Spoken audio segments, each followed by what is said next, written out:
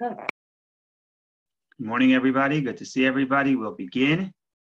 So this class is a class about the holiday of Shavuot, which begins tonight, Thursday night. It's Friday and Saturday until nightfall on Shabbos. And what we're going to try to do is we'll try to discuss some of the history, some of the customs and traditions, and then some of the mystical meaning of the holiday. So we'll start with the basics. So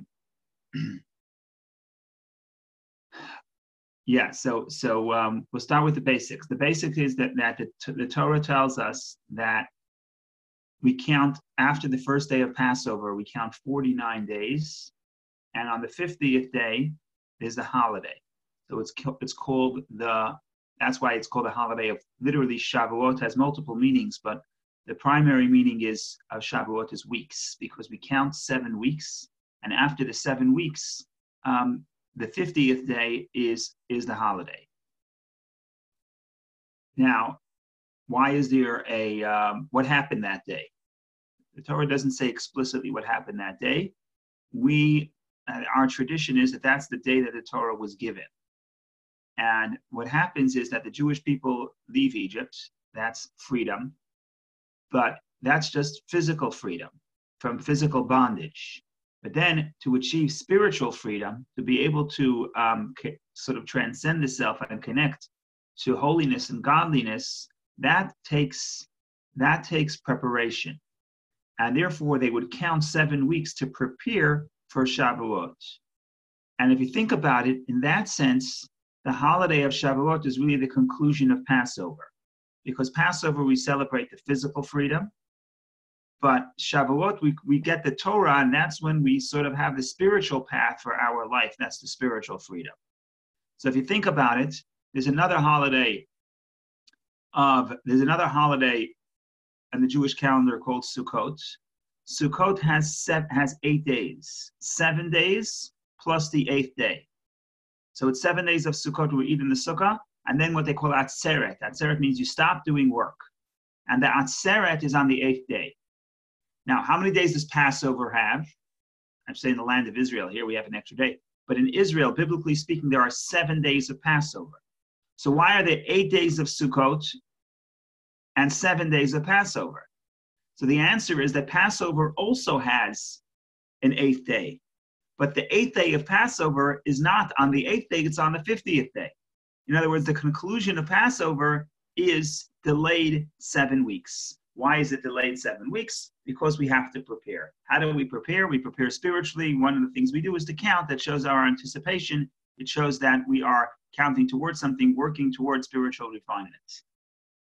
So I have to mention, today happens to be the yahrzeit of my grandfather, my mother's father, is Rabbi Shmuel Isaac Popak.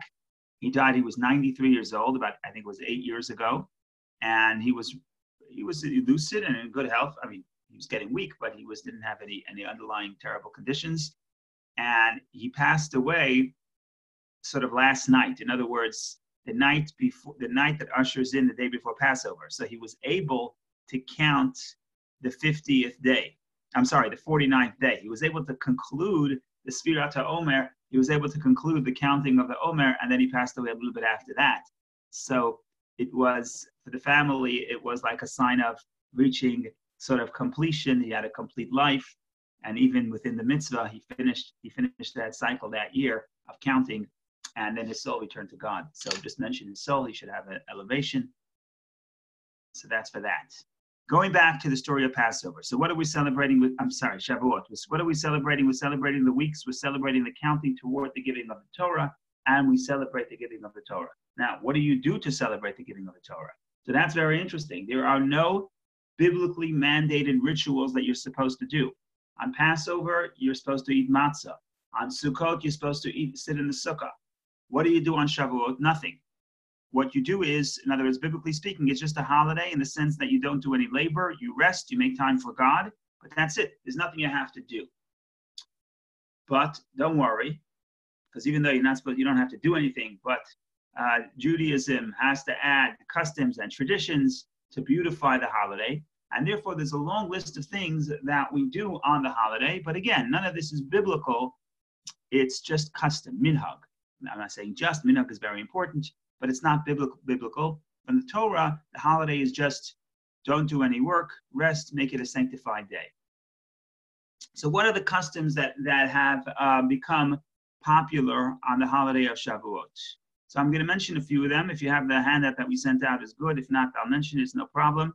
And that will be the first part of the class. So the first thing is that there's a custom that people stay awake the first night of Shavuot, which is tonight, and they study Torah all night.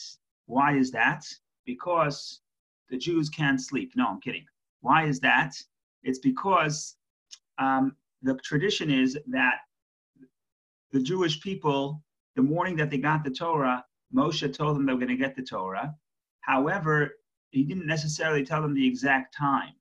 And if somebody says, I'll meet you in the morning, when you think, I have time, I'll eat breakfast, I'll have a coffee, I'll have some cheesecake, and then I'll go and meet you. So they figure they have some time in the morning. But in reality, what happens is the Bible says that God comes to Mount Sinai b'Hashmorat HaBoker at the crack of dawn. So as soon in the early morning, it's very early in the morning. So the people weren't prepared. The people were asleep. The tradition says that Moshe has to wake people up. In other words, they say we're late to the meeting. So because we're late to the meeting, so that's sort of a problem. So to correct that, we want to show that we anticipate and we're excited about the receiving of the Torah. It's not that we were reluctant to get it, and sort of to correct the fact that the people weren't ready and waiting to receive the Torah, we stay up all night studying Torah to correct the fact that they slept that night. So what do you have to study? You don't have to study anything in particular. You could study any part of Torah. There is something called the tikkun of the night of Shavuot, and what happens is that traditionally you try to cover the entire Torah. You can't cover the whole Torah in the whole night, but you take a sampling of each book. You take a sampling of each book of the Bible, every parsha and every book of the prophets and every book of the writings, and then the Mishnah, then you count all the commandments. So you try to get sort of a bird's eye view of the entire Torah. That's one custom, but in general, any type of learning Torah is beautiful the night of Shavuot. You can do that tonight. You don't have to be in the synagogue. You can do that alone. Okay, next thing. It has become the custom to try to encourage people to hear the 10 commandments in the synagogue. Of course, this year it's not going to be the same way.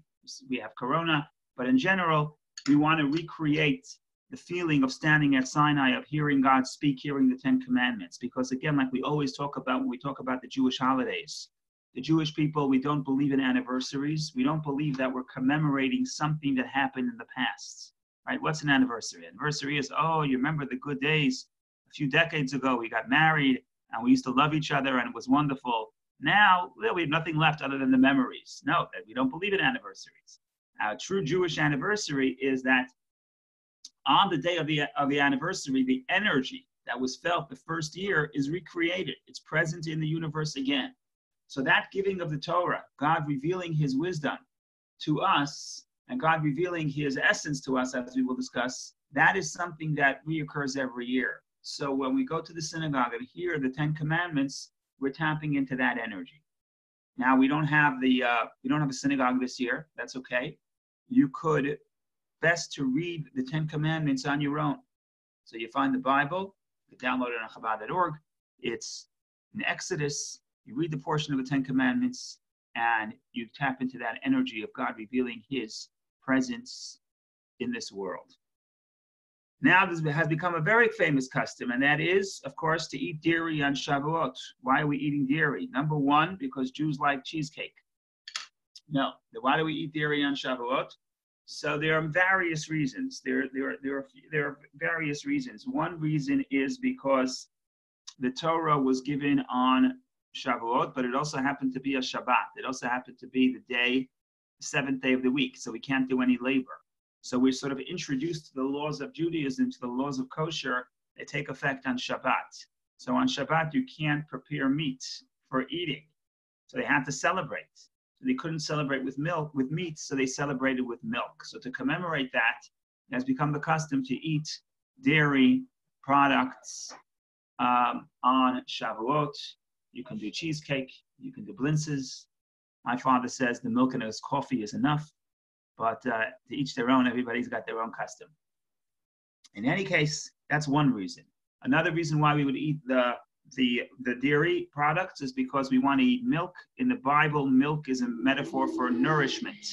So like the mother's milk nourishes the child, the Torah is like God's milk nurturing and nourishing our souls. So that metaphor of milk, of the mother raising her child, that's God giving us the Torah, and that's raising us spiritually speaking.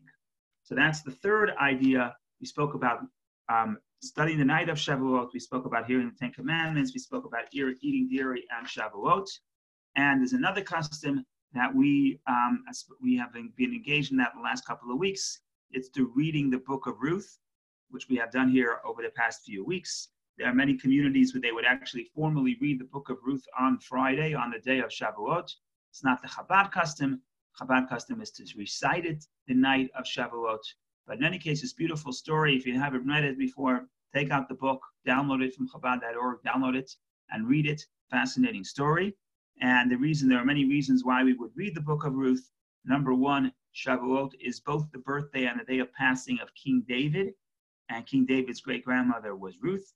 Another reason is because Shavuot is also the season of the harvest. That's also one of the reasons for the celebration, as we'll discuss in a moment. And the book of Ruth discusses the mitzvot of giving to the poor during the season of the harvest. And finally, Ruth is a convert. She sincerely accepted upon her the teachings of Judaism. She came under the wings of God. She joined God's teachings and God's people. And on Shavuot, we all became converts at Mount Sinai. So all Jewish souls, all Jewish people accepted the Torah at Sinai, just as Ruth had done it a little bit later, a little bit after Sinai. But that powerful story about a person choosing to accept the teachings of God is an inspiration for all of us, because in some sense, all of us are Ruth. In some sense, we all have to seek to accept the Torah anew every year. One additional point we're going to make, and then we'll move to the mysticism. The names of Shavuot, there's various names for the Shavuot in the Torah. One is Yom HaBikurim, the day of the first fruits, because in the times of the temple, there's a mitzvah to bring the first fruit to the temple. So if you have an orchard and you have a first fruit and you want to thank God for the first fruit, you take the first fruit, you bring it to the temple, Bikurim, and the practical time to bring it to the temple was Shavuot, because Shavuot is one of the 3 pilgrimage holidays when people would travel to Jerusalem. So if you're going for Shavuot, and that's the season of the harvest, that's the season that they would bring the Bikurim. It's also called Chag HaKatzir, which is the harvest festival. It's also called Shavuot. In the Bible, it's called Shavuot Atzeret, which means stop doing labor, make time for God. And of course, in the prayer, we refer to it, and in the Kiddush, we refer to it as Zman Matan Toratenu, the season that we receive the Torah, because that is a very important component of the holiday of Shavuot, the getting of the Torah. So that is, I guess, an overview of some of the history and the traditions of Shavuot. And now we want to move a little bit to the mystical dimension of Shavuot. But of course, to introduce the mystical dimension when it's so early in the morning, I think it's early in the morning. So we have to start with the story, because you can't go wrong. You start with the story. And the story is good. The question is even better. So we'll start with the story.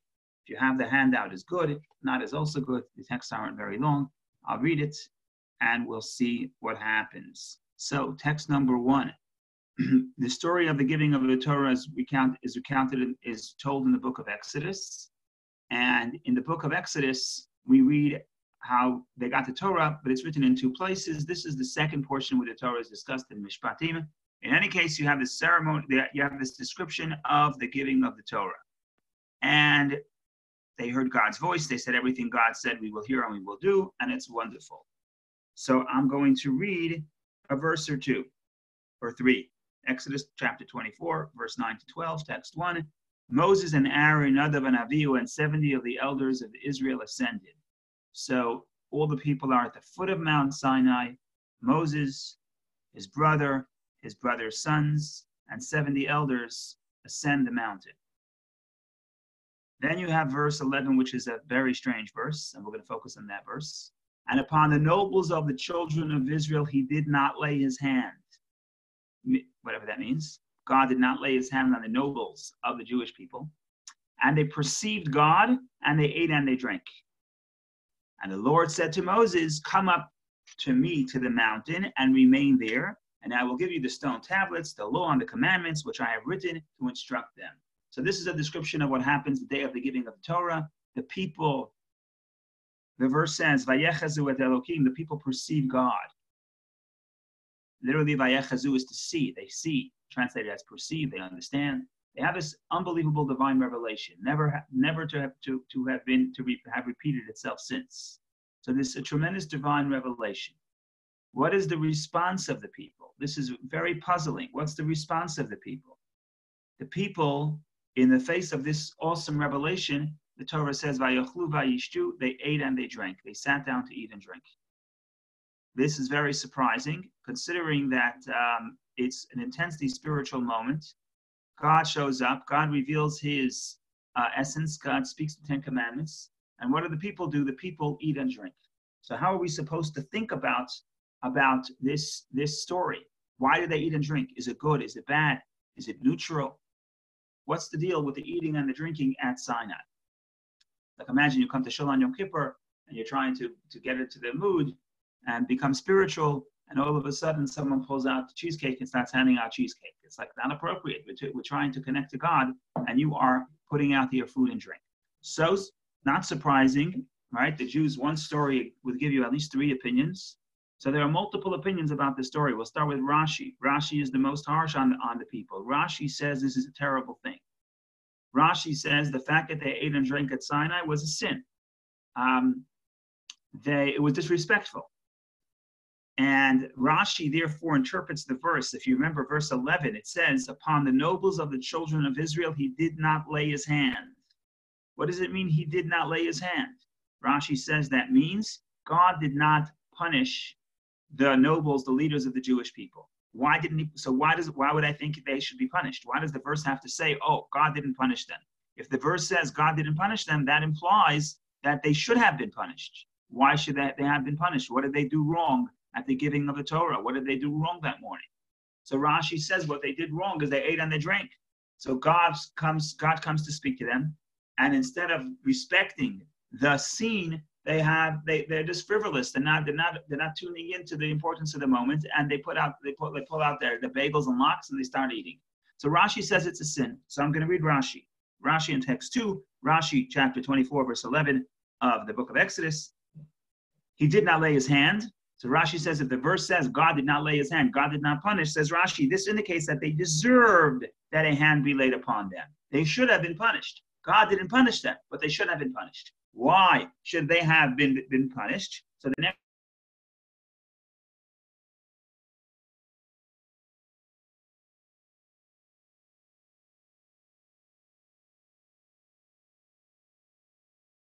Rabbi, you muted yourself. You are on mute.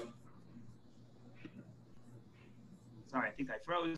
So Rashi says that the sin was that they perceived God, they looked at God, and they had levity, they had excitement. There was no proper respect, and that expresses itself in the fact that they ate and they drank, which was something negative.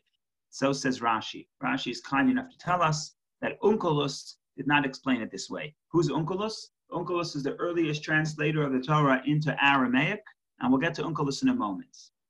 So what does Onkelos say? Rashi says it was a sin they should not have eaten and drank. What does Onkelos say? So we have Onkelos here in text number 3. Onkelos is fascinating. He doesn't want to say it's a sin because he doesn't want to ruin the morning of the giving of the Torah. No, the giving of the Torah was a beautiful day. There was no sin. So Onkelos then says, so he doesn't want to say it was a sin. But Onkelos, it's inconceivable to Onkelos that the Jewish people will actually eat and drink, and that would be a holy thing. So what Onkelos says, it wasn't a sin, but they didn't really eat and drink. What does it mean they didn't eat and drink? The verse says they ate and drank. He says no. He says they were happy as if they ate and drank. So Onkelos says it's a metaphor. Because to Onkelos, it's inconceivable. How could it be that after this great event at Sinai, during the great event at Sinai, the Jews are eating the tuna sandwiches? Right? How could that be? So Onkelos says it was not a sin, but it was not food. They did not eat food. So I'll read the Onkelos inside. And they saw the glory of God, and they rejoiced in their sacrifices, which were accepted graciously, as if they ate and drank. Right? So in other words, the verse earlier says that morning they offered sacrifices to God. So what Onkelos says is that the Jewish people never ate and drank at Sinai. That would be inconceivable. Why would they eat at Sinai? So instead, what Onkelos says it means that they were happy as if they ate and they drank. So it solves the problem. It's not a sin. They would not eat and drink. So far we have two opinions. Opinion number one, Rashi says that when the verse says that the Jewish people ate and drank at Sinai, that was something negative. God shows up to reveal the Ten Commandments. The people should not have been involved in eating and drinking at that lofty and that holy moment. That is what Rashi says. Onkelos says, no. Onkelos says that it was not a sin because it was not literal. The Jewish people never ate and drank. They would never occur to them to eat and drink at Mount Sinai. Instead, what Onkelos says is, like I said, they were happy as if they ate and drank, but they did not indeed eat and drink. So that's two opinions. And finally, we have the most radical opinion, and that's Nachmanides. That's Ramban. And Ramban was a Kabbalist. He writes in his introduction that a lot of his teachings are based on the Chachma Nistara, on the hidden wisdom, which is the wisdom of the Kabbalah.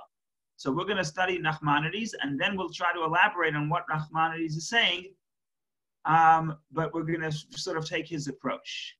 The Nachmanides says something radical. Nachmanides says, not like Rashi. Nachmanides says it was not a sin. But he doesn't say like Onkelos, that Onkelos says it wasn't literal. Nachmanides says it was literal. They ate and they drank, and nevertheless it was not a sin. Why not? Says Nachmanides, it's a beautiful thing. If you're happy that you received the Torah, you need to rejoice. And that's what the people did. So to celebrate the fact that they got the Torah, they ate and they drink. That's what Nachmanides says. So I'm going to read Nachmanides inside. Then we'll open up the floor for questions if anybody wants to make a comment, and then we'll delve into the Kabbalistic angle.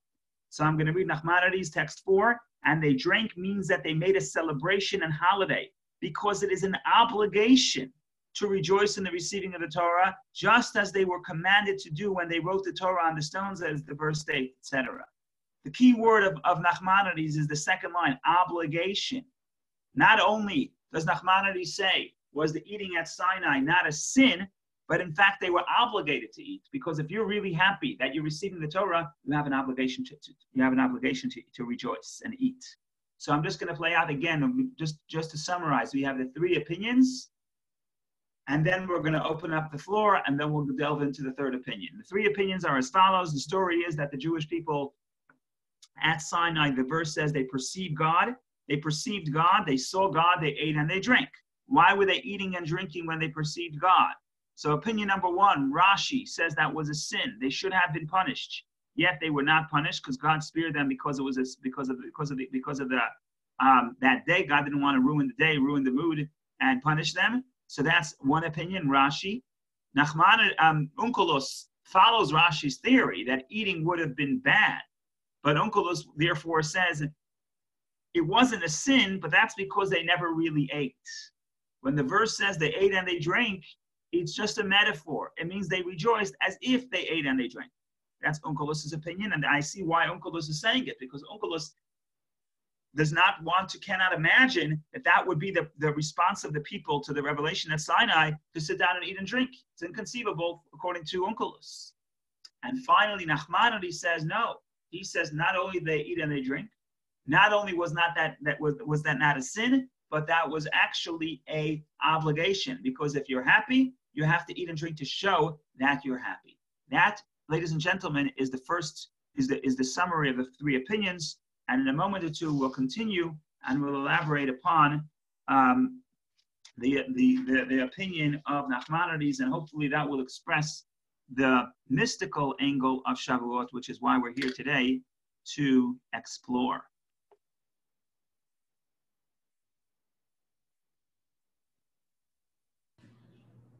Rabbi. Oh, yes. Yeah. These three approaches or ideas is just considering Shavuot as the day that we receive Torah, okay? It's not Seman Matan Torateinu. Right. But what about considering Yom HaBikurim? Yes. So there's you mentioned that they bring, it's the harvest and we bring the first fruits. That was later. That's introduced later. And that you have to celebrate. But I'm not talking about Shavuot. I'm talking about the original event at Sinai. At Sinai was not a Yom HaBikurim. They didn't have any field. They didn't have any trees. They didn't have any orchards. So way back at Sinai, what happened? Right? The idea of Bikurim was only introduced later in the 5th book of the Torah.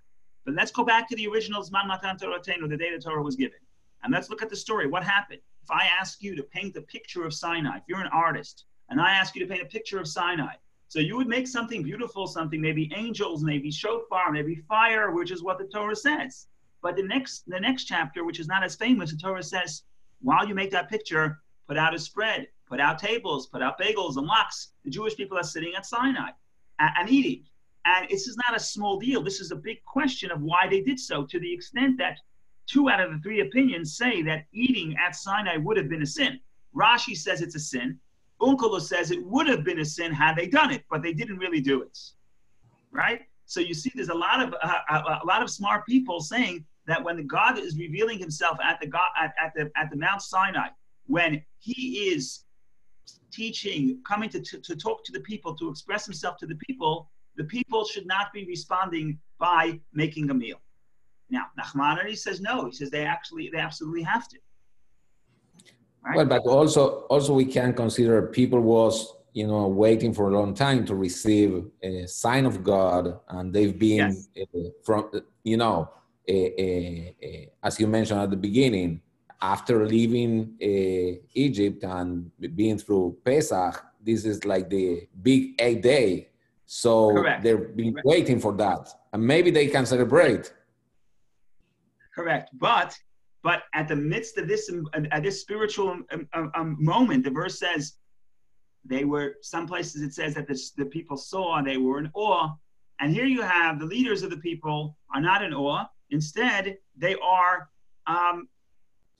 Instead, they are celebrating and eating and drinking. So are they in awe or not? So Rashi, like I said, there's different opinions. I'm getting all the texts here now. Different people are saying different things, but I'm just showing you that it's not a simple matter. Rashi says it's a sin. Onkelos says it would have been a sin. Nachmanides says it's not a sin, it's an obligation. Now remember, we are coming for 3,000 years of a history. We know that the Jews, when anything happens, they eat. But if you stop and think about it, it's a little bit unusual, right? There's the famous joke. The joke says that every Jewish holiday has the same story. What's the story? The story, every Jewish holiday is the same story. They tried to kill us. God saved us. Let's eat. And then we taste. Okay? Yeah. But that's not the story here. Here, nobody tried to kill us. Instead, it's supposed to be a very spiritual experience. And in this midst of this spiritual experience, the people are, at least the leaders, are eating and drinking. And the question becomes, is that good or bad? Rashi again says it was a sin. Onkelos says it would have been a sin, but they actually did not eat and drink. Nachmanides says it's a mitzvah, it's an obligation. And also, Rabbi, I think it's the way what we learn about the Torah to make holy every aspect of our life. It's like the physical part of our life. Once we have the Torah, it's like we can make it holier. I mean, Correct. So you must have been hanging out at Chabad for a long time, and you know what the Torah teaches about this. So you have the conclusion. What I'm trying to do is to get the exploration how we got there. And what I'm going to hopefully do is show you how radical what you just said is, how amazing, how unusual this is. We take it for granted because we heard about it so many times. But this is a big deal. And just to prove my point, I brought you Rashi and Onkelos, 2 out of the 3 great commentators who say this is a crazy idea. You don't eat at Sinai.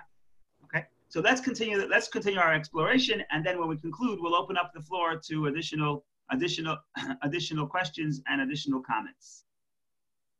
So what is the essence of Shavuot? What is really the essence of Shavuot? What's the essence of the Torah? So there are different ways of explaining it. The Kabbalah offers this interpretation. It's based on a Medrash. The Medrash has a story. And this is the story that we're going to read. And if you have to think about what is the essence of Shavuot, this is the essence of Shavuot. Remember, every holiday has a theme. Rosh Hashanah is a day of judgment. Yom Kippur is a day of atonement. Sukkot is the day we celebrate that God protects us, protected us in the desert. He's covering us with his sukkah, with his clouds of glory. Passover is freedom. Shavuot is what? Is the Torah. Got it. But what is the Torah? Torah has so many components. What is the Torah? Is it the stories, the jokes, the laws? What is the Torah? So let's read the Medrash. And the Medrash tells us what's the essence of the holiday and what's the essence of the holiday and the novelty, the new idea, the new big idea that occurs at the process, at the moment of the giving of the Torah on the 6th day of Sivan, which we're celebrating tonight and tomorrow. Says the Medrash. I'm going to read the Medrash. Once there was a king who decreed, the people of Rome are forbidden to go down to Syria, and the people of Syria are forbidden to go up to Rome. That's the story. Not a lot of plots, but there's a separation. Says the Medrash, likewise, when God created the world, he declared and said, the heavens are God's and the earth is given to man. So when the world was created, there's a separation. There's heaven and there's earth. There's physical and there's spiritual. They don't mix. The key here is there is a decree. There is a separation. But when he wished to give the Torah to Israel, he rescinded his original decree and declared the lower realms may ascend to the higher realms, and the higher realms may descend to the lower realms. And I myself will begin, as it is written, and God descended on Mount Sinai. And then it says, and to Moses he said, go up to God. Says that, what is the Medrash telling us? The Medrash is telling us that the big idea of Sinai is not only that now God tells us how to live, now God tells us how not to kill each other, now God gives us the 10 Commandments, or gives us the Torah, or gives us stories. That is all true, but that's not the big idea. The big idea is that the separation that was embedded in creation between heaven and earth, that separation is now been nullified. You could, if you're a citizen of Rome, you can go to Syria. If you're a citizen of Syria, you can go to Rome. If you're a spiritual energy, you can come into the physical world. If you're a physical entity, you can connect to spirituality. That's the big idea. So what's a mitzvah? If you look at all the mitzvot of the Torah, all of them, every single one of them, you're taking something in one form or another, you're taking something physical and you're making it spiritual. So you take a Torah scroll, you take a mezuzah, you're taking a piece of parchment which is completely physical, and by writing the words of the Torah on that parchment, you are instilling holiness in that parchment. And now this parchment is holy, you're not supposed to discard it. And this is true about every mitzvah in some form or another. You're taking something physical and you're connecting it to the spiritual. Now, again, we heard this a lot of times, so we take it for granted. But the idea of this Medrash is that this was an impossibility before the giving of the Torah, because naturally the physical and the spiritual have nothing in common. They're a different realm. They don't share the same spiritual makeup. They're completely different, and therefore there's a gap between the two that cannot be bridged. So if you want to define what is the big idea of the giving of the Torah, what are we really celebrating? What we're really celebrating is that the physical world could become a home for spirituality. God could descend on Mount Sinai. It's not just the Mount Sinai. Every time I do a mitzvah, God is descending into this world, into this object through which I am doing the mitzvah. So this adds tremendous insight into what Nachmanides is saying, into what number 3, the third opinion that we mentioned earlier, is saying. According to Nachmanides, not only was the eating and the drinking at Sinai not a sin, but it's much more than that. We mentioned obligation. He says it's a chiyuv, it's an obligation, but it's much more than that. It actually expresses the entire purpose of what this whole idea of giving of the Torah is all about. In other words, if you have to have a metaphor for what all of the Torah is, it is eating food at Mount Sinai. It's celebrating the divine revelation with something physical. So based on this reading, not only was not a sin, not only was it not an obligation, but this actually was what expressed the core of what the giving of the Torah is all about. Now I'm going to read text 6, which is going back to explain why it was so important for them to eat. Returning now to Sinai, we can see that consistent with Ramban, with Nachmanides, it was not only proper, but obligatory that the elders ate and drank to celebrate receiving the Torah. But their feast was a spiritual one. They ate the peace offering, sanctified food that was eaten with spiritual concentration. What happens here when they ate, it wasn't just a physical activity, but they eat with a spiritual purpose. They eat with spiritual concentration. The eating itself becomes something holy. And this is the big idea of Sinai. This is what only Sinai enables that experience. So that is just a little bit of an elaboration into Nachmanides, but we're not done the journey. We still have some business to take care of, clarifying the meaning of the verses of that same story. So bear with me another few minutes, and we'll hopefully add a little bit of insight, and then we'll open it up again. So, all is good. We can all go home and enjoy the cheesecake. But if we go back to the verse, we say, hey, it's not so simple. We have to go back and examine the verses and see, there's this story, there's Nachmanides. We're very excited about Nachmanides' opinion that the entire essence of Sinai is expressed by the eating and the drinking. It's all wonderful, but we have to see whether or not the verses support that thesis. And it's not so simple. So we still need a little bit of work before we can enjoy the cheesecake.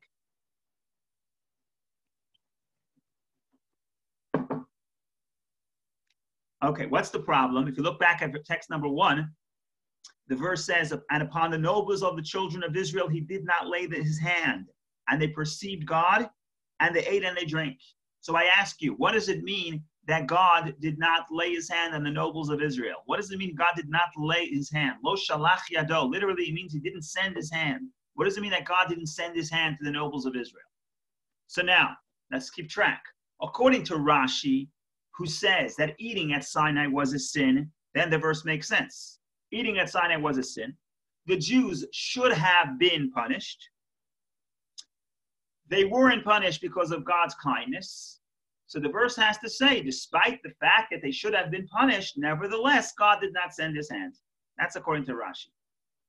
But according to Nachmanides, who says that eating at Sinai not only wasn't a sin, but it actually expresses the essence of Sinai, if that's the case, so what does it mean God did not send his hand to the elders of Israel? What does it mean he didn't send forth his hand? What does it mean they didn't get punished? Why would I think they would have got punished? Like Rashi says, the verse saying that they did not get punished implies that you would think they should be punished. So what's the meaning? How do you read the verse according to Nachmanides, which we this morning are in love with Nachmanides? So how do I read this verse according to Nachmanides? So we're going to offer 2 interpretations. One is more simple, and one is a little bit more deeper. We'll start with the simpler one. The simpler one says as follows. The verse has to say this is not a sin. You know why the verse has to say this is not a sin? Because before the giving of the Torah, this would have been a sin. Remember, what does the Medrash say? The Medrash says that before the giving of the Torah, there was a separation between Syria and Rome. There was a separation between heaven and earth. You can't connect the two. It's impossible.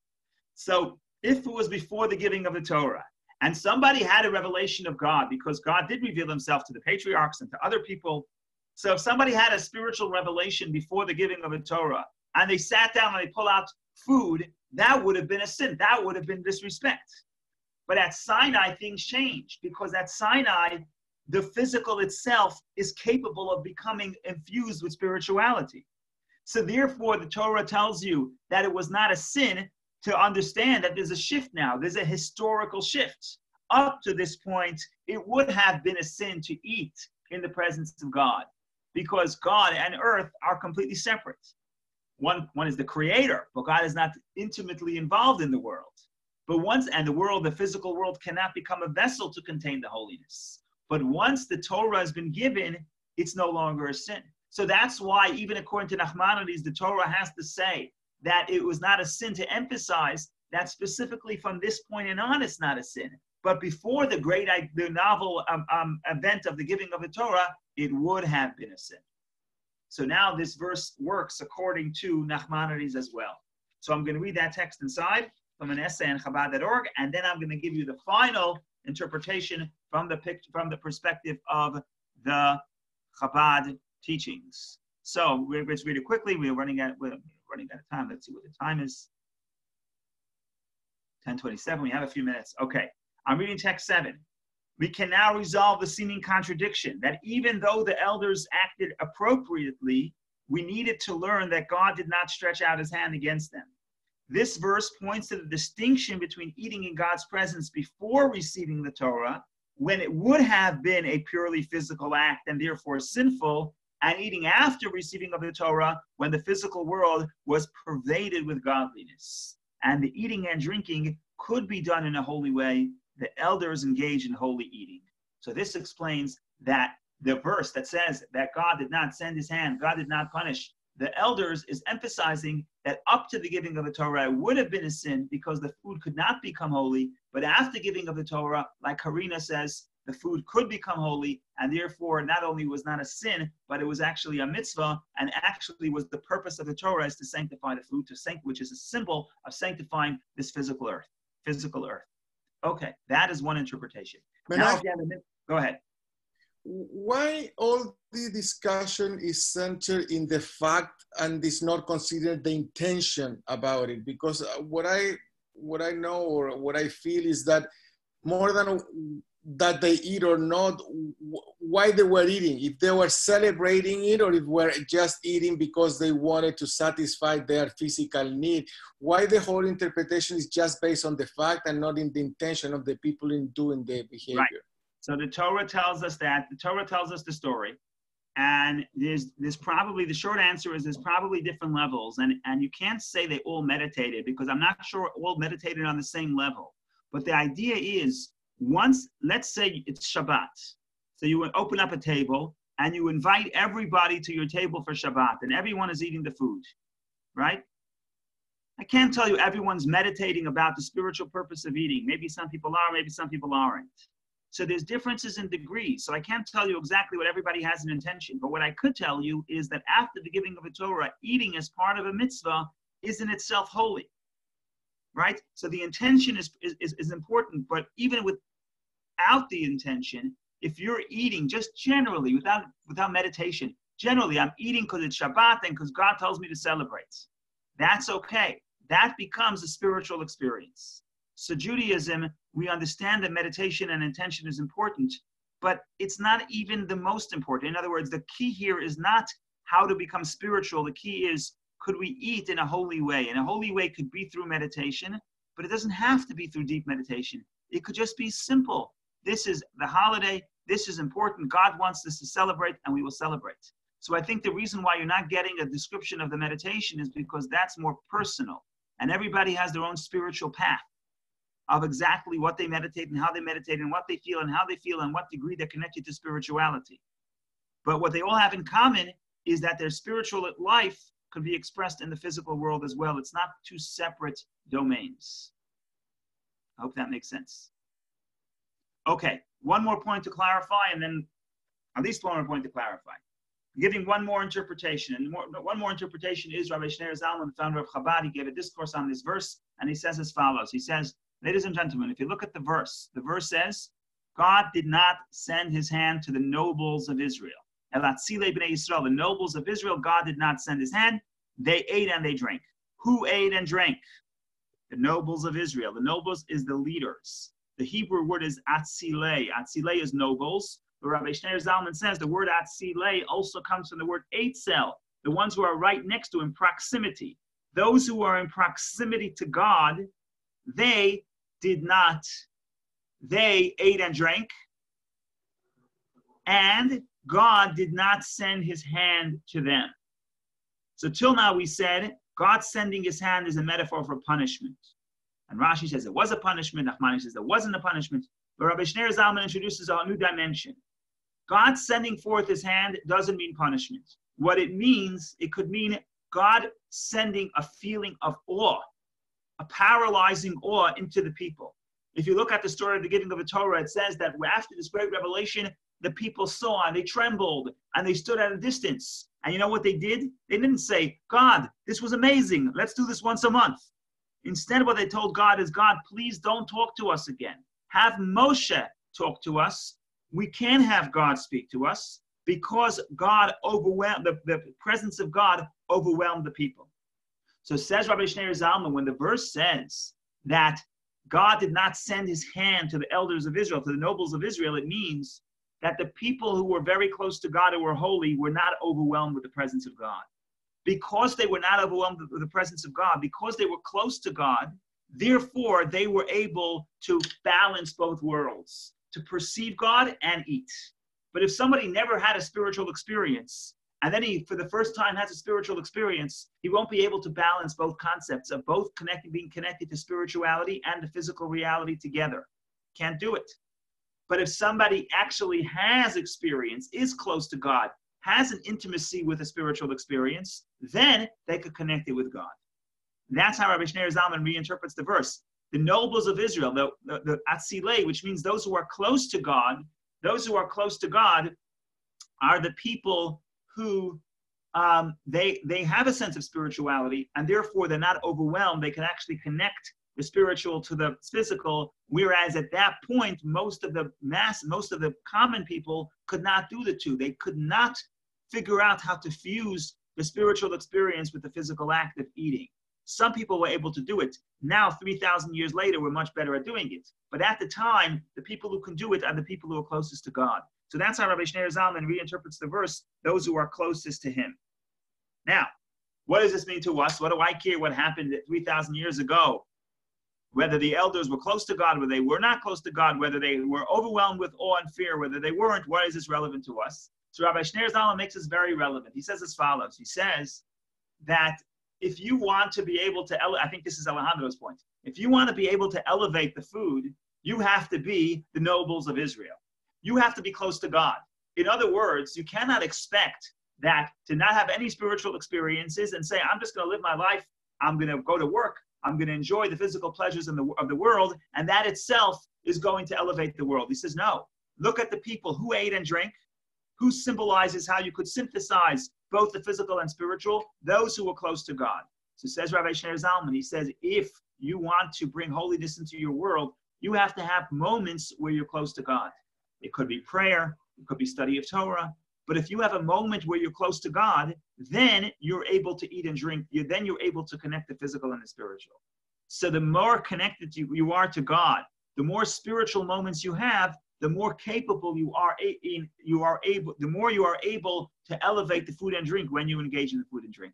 So now we have a full picture. That's the verse saying that Atzilei Bnei Yisrael, the nobles of Israel. And literally nobles means those who are close to God. If you're close to God, then you could eat and drink, and then you could elevate the physical world around you. And that's the beautiful teaching of the Rabbi Shneur Zalman. I'm going to read text 8, and then we'll have maybe one or two concluding thoughts, and then we open up the floor. Says text 8, the Hebrew word for nobles, Atzilei, shares the same root as the word Eitzel, which means near. The Alter Rebbe, the founder of Chabad, explains, he did not lay his hand means that God did not place paralyzing fear within their hearts. Many of the Jewish people at Sinai were overwhelmed by the intensity of the experience and were unable to eat. It was specifically the nobles, those close to God, who were not awe-stricken and were able to engage in elevating the food and drink. The lesson, says the Alter Rebbe, is that the more we connect to the sacred, the more we are able to fulfill the task of elevating the physical world. The more you can have a spiritual moment, the more you pray. If you have a moment every day where you pray or you study Torah, you do a mitzvah, that's feeling close to God. Then when you go out to the world, you'll be able to sanctify the world. This, ladies and gentlemen, hopefully is a little bit of taste of the story of Sinai and the deeper significance. I'm just going to conclude with the law because we Jews are practical people. This is a fascinating discussion. There is a debate in the Talmud. What do you do on a holiday? Jews have free time. What are you going to do? It's a debate. All holidays. Sometimes, the problem is there's two verses. One verse says it's a holiday to God, and one verse says it's a holiday for you. So what does that mean? So one opinion says it's up to you. You could decide. You could dedicate the entire day to the study of Torah and to spiritual pursuits. That's a holiday to God, right? Because I have time to dedicate to God. Or if you want, you could dedicate your day to enjoyment. Eat, drink, take a walk, have fun, right? And you could do that too, because the verse says Lachem, atzeret tiyeh lachem. It should be a holiday for you. So one verse says it's a holiday for God. The other verse says it's a holiday for you. Wonderful. So you have a choice. That's one opinion of the Talmud. One opinion in the Talmud. Another opinion in the Talmud is that you should do half and half. Partially study Torah, partially eat and drink. Make everybody happy. That's why there are two verses. One verse is it's a holiday to God. One verse it's a holiday to you. Fine. Beautiful. The Jews may compromise. You can go to shul. You could study Torah. But also don't forget to eat and win-win, right? Everybody's happy. The soul is happy. The body's happy. God's happy. I'm happy. Everybody's happy. Fine. Here is a fascinating concept.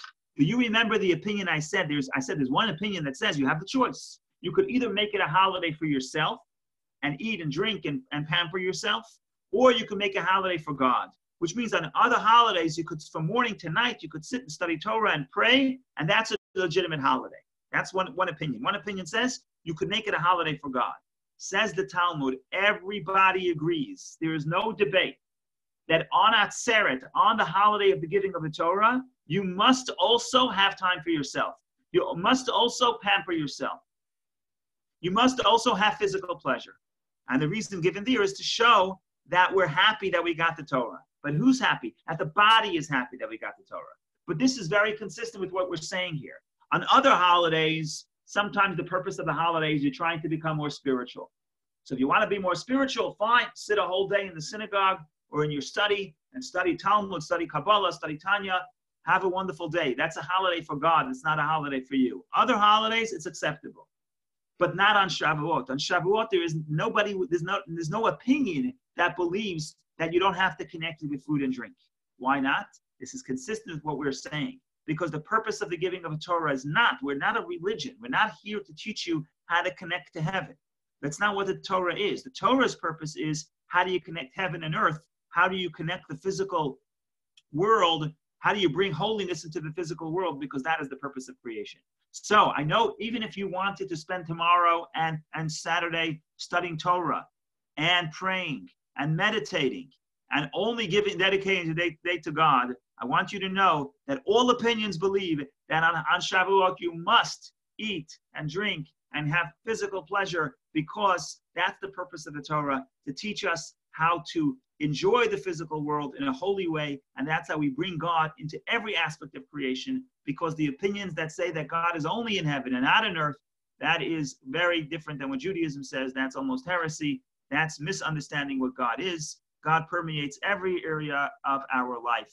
So I give us all a blessing, myself included, that it should be a year, a holiday. This holiday should usher in a year of studying of Torah, doing good deeds, and most important, fulfilling the purpose of the Torah, which is to bring holiness to the environment we're in and to the world around us and to every physical experience. We don't believe in the dichotomy between heaven and earth. That's old. That was before the giving of the Torah. But now it's our power. We have the ability to synthesize both heaven and earth, both the physical and spiritual. Thank you for listening. It's good to see everybody.